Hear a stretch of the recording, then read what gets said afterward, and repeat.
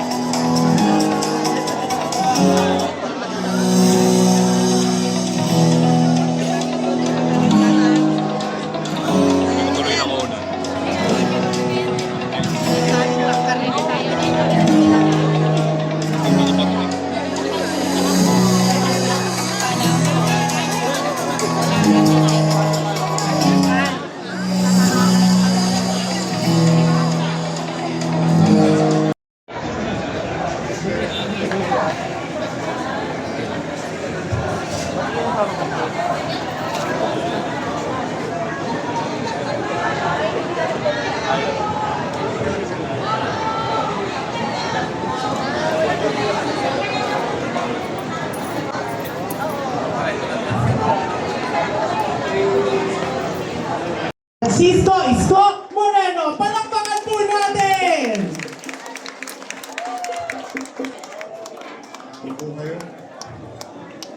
Love you. Love you, Mayor. Love you. I love you. Sa ating mga mahalagang bisita at partner natin sa healthcare. Ang ating DOH partner, DOH Regional Director Lester Tan, at 10 na kanyang mga kasama sa DOH. Ang ating partner sa PhilHealth, Vice President Walter, Vice President Bernadette, May Rebenito, ang ating branch manager sa PRO NCR PhilHealth, at sa ating mga direktor ng ospital at health center, mga health workers, mga konsihal Bobby Espiritu, Che Bermeo, JB Higson, at ang ating majority floor leader, Mon Yopangco, at ang maganda nating kapitbahay yung Vice Mayor G. Atienza.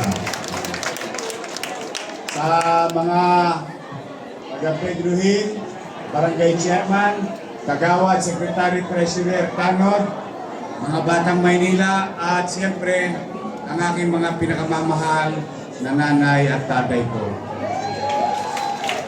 Mga lola at lola ko na may asim pa. Una po, taus-puso ang pasasalamat sa ating partner sa national government, ang PhilHealth at DOH, sapagkat napansin nyo ba nadadala sila sa Maynila ngayon? Opo, dala ng lagi kong binibilin sa ating Manila Health Department Director, Grace Padilla, na mas sigurado ng mga pasilidad natin pangkalusugan, ospital, health center ay laging handa, magiliw, at may mahihita ang tao. At marami yan. Serbisyo, gamot, at kakailanganin. Yan po, kung narinig nyo ang ating Vice Mayor kanina, in a matter of less than 2 months, binuksan natin ang ikapitong ospital sa lungsod o what you call Baseco Hospital. At tapos, matanong ko nga yung mga nanay at tatay ko, sino ba sa inyo maraming minahal? Yun, isa.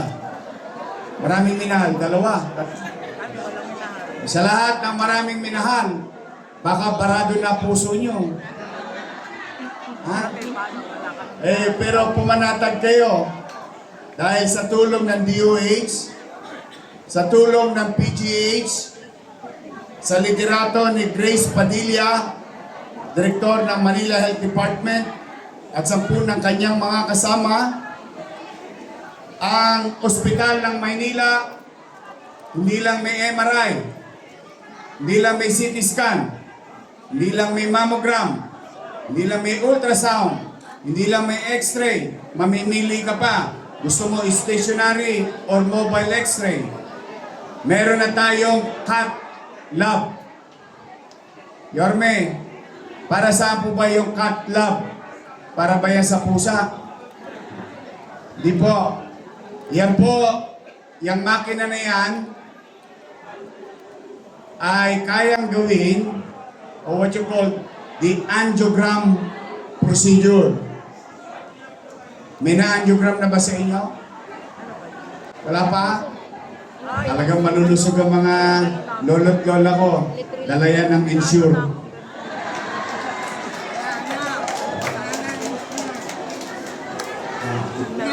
Oh. Yung wala pa, antabayanan nyo yung third batch.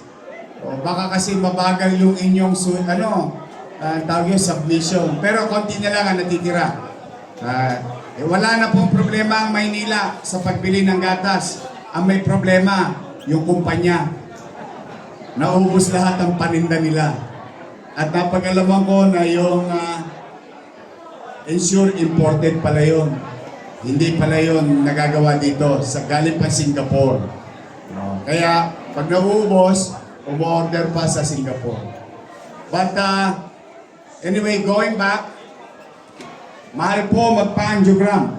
Baka may kakilala kayo. Ipagtanong nyo kung totoo ba yung sinasabi ni Yorme. Pagkatapos natin mag-angiogram through the help of PGH, UPPGH, and other partners in DOH and National Government Hospital, kalaunan, malay ninyo, magkaroon na tayo ng angioplasty. Alam niyo po ba ang ibig sabihin ng angioplasty? Yung tubo, parado, ibubuka, lalagyan ng barbula, tuloy ang daloy ng dugo sa puso. Napakahalaga po sapagkat isa sa mga silent killer na sakit sa ating mundo, hindi lang sa Pilipinas sa mundo, ay ang atake sa puso.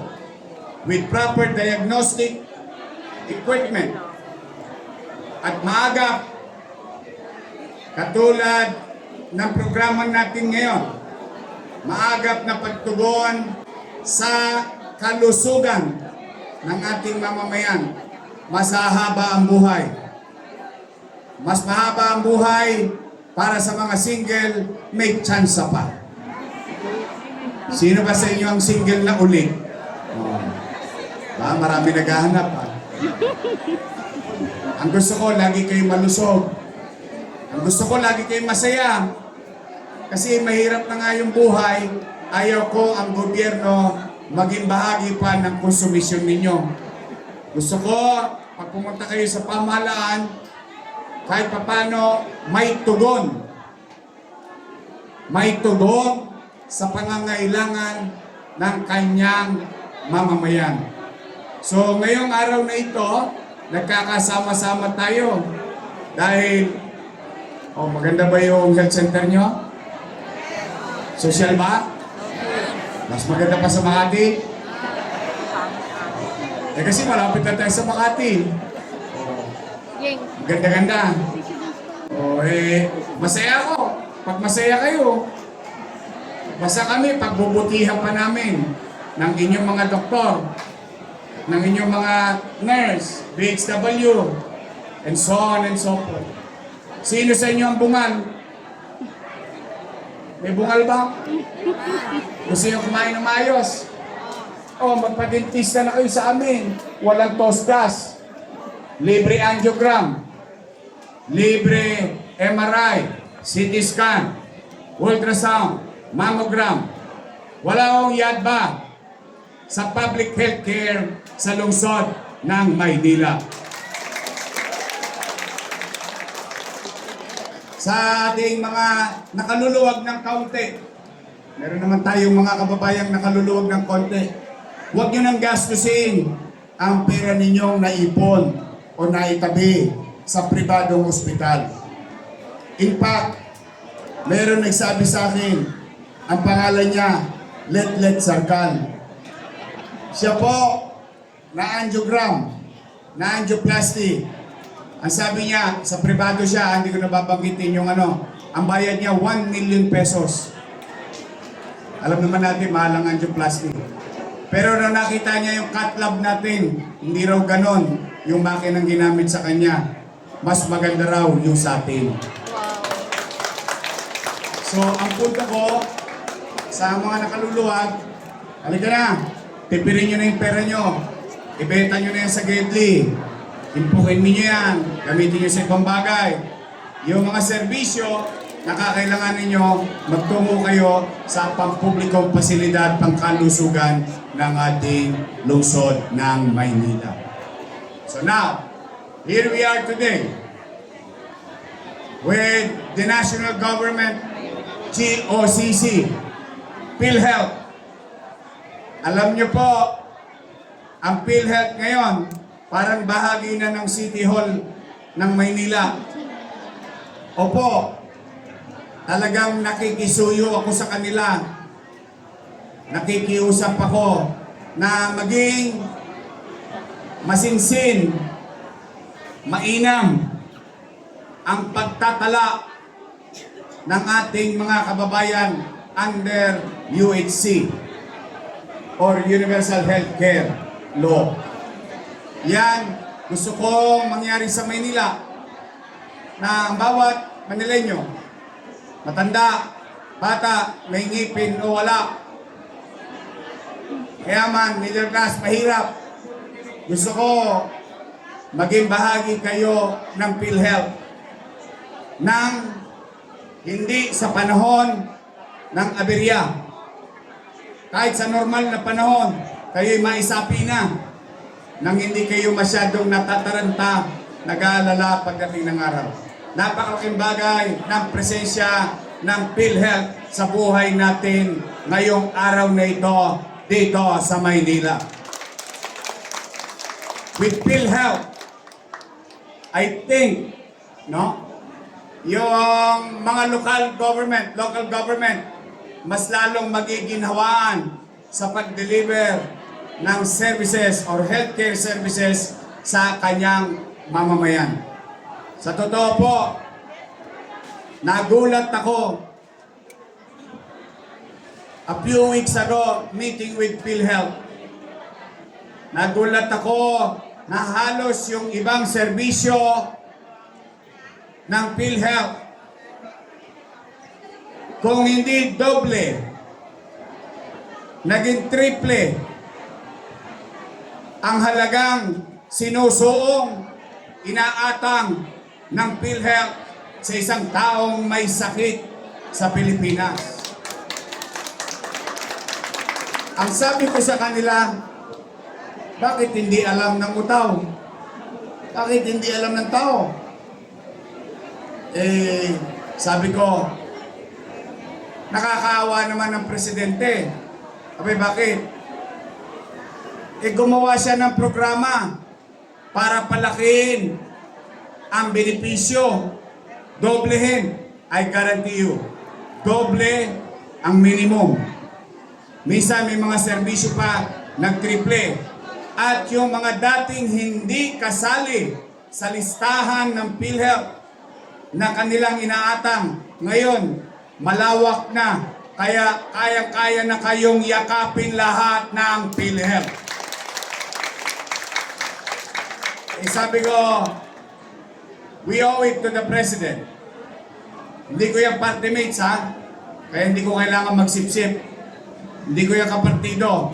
Pero I always give where credit is due. Mabuti ang pagpapatakbo ng PhilHealth noong panahon ni Duterte. Mas minabuti ang pagpapatakbo ng PhilHealth sa pamumuno ni Marcos. We always give credit to them. Yan ang isang bagay na kapag nagkaroon ng continuity sa gobyerno, nawala ang mga politika, tao ang makikinabang. Primoy, sinimulan, ginawang episyente. Noong sumunod na administrasyon, dinoble, nagtriple, pinalawak, o sino makikinabang? Taong bayan. Kaya, bilang mamamayan, hindi po bilang mayor, tayo na naririto, pwede ba in our own little way, although it is our job to do our best, but siguro hindi naman masama na kantahan natin ang Pangulo ng Bansa ng Happy Birthday. Mahirap ba yun? Yung kapitbahay mong ang chismosa, binabati mo ng birthday. Oh. Di ba? Pwede ba? Sabay-sabay. Oh. 1. Sa paunlakan ang aming event ngayong araw. Kamusta ka? Nagpa-check up ka? Hindi pa po nakapila. Papapila. Mga di ba, the whole day naman yan, saka araw-araw. Dito kong gamot, saka sa mata. Gamot sa mata. O sige, ang tabayanan mo dyan. Ha? And now, Mayor, please stay on the stage po. We would like to take this opportunity para po sa ating ceremonial awarding of our check. Mayor, may we invite you along with our Vice Mayor, Chi Atienza. Nanyayahan po natin ang City Mayor Honorable Isko Moreno. Kasama po ang ating City Vice Mayor Honorable Chi Atienza. Kasama rin po ang Officer in Charge City Health Officer Dr. Grace Padilla. At kasama rin po ang Vice President of Pro-NCR Dr. Bernadette C. Lico. Kasama rin po ang ating Acting Branch Manager of Pro-NCR North, Ma'am May Rebenito Villa. So para po sa kalaman ng lahat, this check totaling with 663,608,686 pesos and 30 centavos. Ito po ay cumulative claims. Kasama po dito ang hospital claims ng 6 na ospital ng City of Manila. Kasama po dito ang claims ng animal bite centers ng 6 na health center